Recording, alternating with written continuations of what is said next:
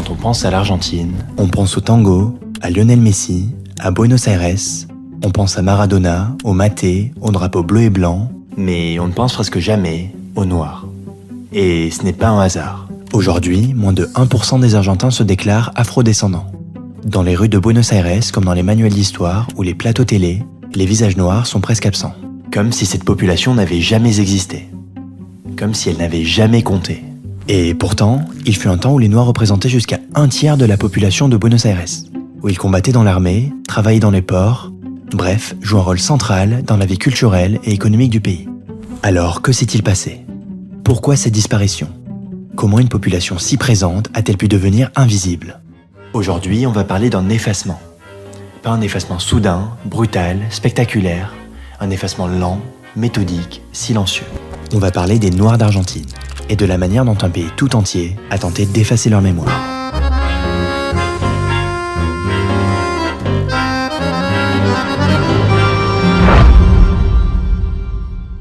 Au XVIIe et XVIIIe siècle, l'Argentine fait partie de l'empire colonial espagnol. Et comme dans tout empire colonial, il y a des esclaves.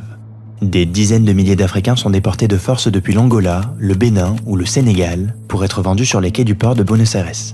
À l'époque, cette ville n'a rien du centre culturel qu'elle deviendra. C'est un avant-poste commercial, un carrefour où se croisent contrebande, vaches, cuir et êtres humains. Contrairement à ce que l'on croit, l'Argentine n'a pas été épargnée par la traite négrière. Elle a simplement été moins documentée. Et pourtant, les chiffres sont là. Au début du 19e siècle, un habitant de Buenos Aires sur 3 est noir ou métis. Les femmes afrodescendantes cuisinent, lavent, élèvent les enfants des familles blanches. Les hommes, eux, sont souvent envoyés dans l'armée ou dans les plantations du Nord-Ouest. Mais les Noirs ne sont pas qu'une force de travail. Ils forment une véritable communauté avec leurs traditions, leur langue, leurs rituels, leur musique. Ils ont leur église, leur confrérie religieuse, leurs propres fêtes. Et cette présence influence profondément la culture argentine. En d'autres termes, les Noirs ne sont pas une note de bas de page de l'histoire argentine. Ils en sont un chapitre à part entière. Mais ce chapitre, à peine écrit, va être effacé. Au 19e siècle, l'Argentine entre dans une nouvelle ère. Elle lutte pour son indépendance, construit son armée, trace les contours de la nation. Mais cette construction ne se fait pas pour tout le monde. Au contraire, elle se fait au détriment de certains. Et les premiers à en faire les frais sont les populations noires. Dès les premières guerres d'indépendance, les hommes noirs sont enrôlés massivement. On leur promet la liberté en échange de leur sang. Mais ce qu'on ne leur dit pas, c'est qu'ils seront souvent envoyés en première ligne, sans armes, sans formation. Et cela ne s'arrête pas là. Quelques décennies plus tard, c'est la guerre contre le Paraguay, connue comme la guerre de la Triple Alliance. Un conflit brutal, sanglant, mené de 1865 à 1870. Et là encore, les bataillons afro-argentins sont les plus exposés. Le taux de mortalité est terrifiant, à tel point qu'à la fin du 19e siècle, des observateurs notent déjà que les Noirs ont quasiment disparu de Buenos Aires. Mais ce n'était que la première étape. En 1871, une épidémie de fièvre jaune frappe Buenos Aires. Elle touche surtout les quartiers les plus pauvres, les plus denses. Et bien sûr, qui y résident principalement les populations noires, descendantes d'esclaves. Entassés, sans accès aux soins, exclus des cercles de pouvoir. Des milliers meurent. Leur part dans la population s'effondre encore. Et cette fois-ci, ce n'est plus la guerre, mais la maladie qui décime.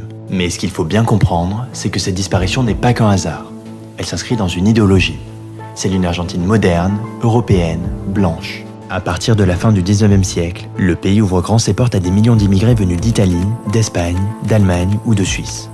Ils sont encouragés, valorisés, installés dans les villes. Et en parallèle, on efface discrètement les Noirs du paysage. En 1887, la catégorie dite nègre disparaît officiellement des recensements. Les derniers Afro-Argentins recensés sont noyés dans des catégories floues, trigueños, métis, blancs. Et puis, si une population ne figure pas dans les statistiques, alors elle n'existe pas, non? L'Argentine se construit une image d'elle-même, celle d'un pays sans passé africain, tourné vers l'Europe, qui se pense plus blanc que le Brésil, plus civilisé que ses voisins. Et cette image, elle va la cultiver pendant plus d'un siècle. Quand une population disparaît physiquement, on pourrait croire que sa mémoire reste. Mais en Argentine, c'est tout l'inverse. Après les guerres, les épidémies et les recensements truqués, c'est la culture noire elle-même qu'on va tenter d'effacer. Plus d'écoles afro, plus de confréries religieuses, plus de représentations publiques. Les Noirs ne sont plus dans les journaux, ni sur scène, ni dans les livres d'histoire. Et pourtant, ils sont partout. Le tango, ses rythmes viennent du candomblé, des percussions africaines jouées par des esclaves libérés dans les quartiers populaires de Buenos Aires. Mais ce lien, on ne le dit jamais. On ne l'enseigne pas à l'école. On préfère raconter que le tango vient des immigrés européens des banlieues, en effaçant les Noirs qui y vivaient aussi. Et ce n'est pas seulement dans la musique. Même la toponymie, le nom de rue, de quartier, porte des indices. Le quartier de San Telmo, l'un des plus anciens de Buenos Aires, fut un centre de vie afro.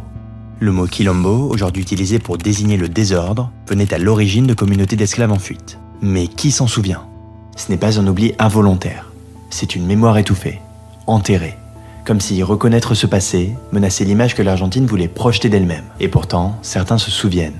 Des familles entières ont continué à transmettre, en silence, des danses, des mots, des recettes. Des descendants d'Afro-Argentins gardent dans des tiroirs des photos, des archives, des histoires que personne n'est venu leur demander. Pendant des décennies, l'histoire afro-argentine a donc été reléguée aux marges, invisible dans les livres, ignorée par les médias, minimisée par les politiques. Mais aujourd'hui, les choses commencent à bouger.